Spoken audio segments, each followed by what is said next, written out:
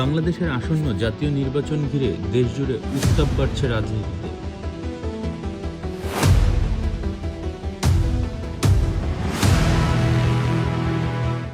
এবার ভোটারদের পছন্দ কোন দিক, সেই প্রশ্নের আংশিক উত্তর মিলছে ইনোভেশন কনসাল্টিং পরিচালিত নতুন এক জরিপে দেখা গেছে দেশের 6টি বিভাগে এগিয়ে বাংলাদেশ জাতীয়তাবাদী দল বিএনপি, রংপুরে এগিয়ে জামায়াতে ইসলামী, আর বরিশালে এগিয়ে রয়েছে কার্যক্রম নিষিদ্ধ দল আওয়ামী লীগ।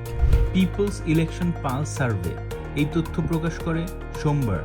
মোট 10,413 জন নাগরিকের মতামত নেওয়া হয়, যার মধ্যে 69% গ্রামীণ, 30% শহুরে। অংশগ্রহণকারীদের মধ্যে পুরুষ 54%, নারী 45% এবং তৃতীয় লিঙ্গ ছিল 0.4%। জরিপ অনুযায়ী ময়মনসিংহে বিএনপি 45.7% সমর্থন নিয়ে শীর্ষে, জামায়াত 25% ও আওয়ামী লীগ 17%। সিলেটে বিএনপি এগিয়ে 44%, জামায়াত 30%, আওয়ামী লীগ 14%।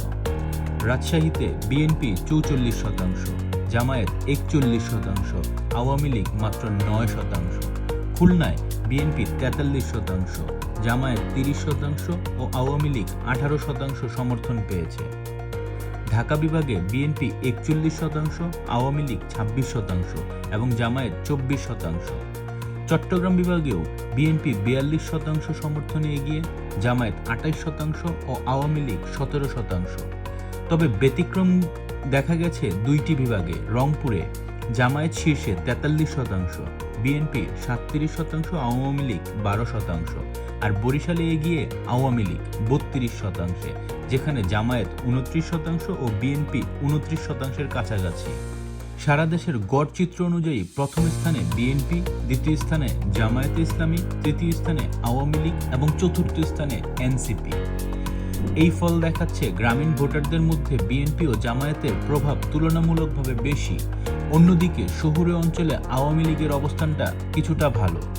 জরিপে দেখা যায় সর্বাধিক অংশগ্রহণকারী জেনারেশন জি 18 থেকে 28 বছর প্রায় 38%, মিলেনিয়াল প্রজন্ম 33%, জেন এক্স 20%, আর 60 বছরের ঊর্ধ্বে ভোটার মাত্র 1%-এর কিছু বেশি।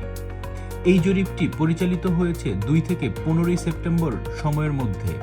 ইনোভেশনের এই জরিপ এখন রাজনীতির মাঠে নতুন বিতর্ক তৈরি করছে, কেননা তাতে স্পষ্ট দেখা যাচ্ছে ভোটারদের আস্থা বদলাচ্ছে দ্রুত।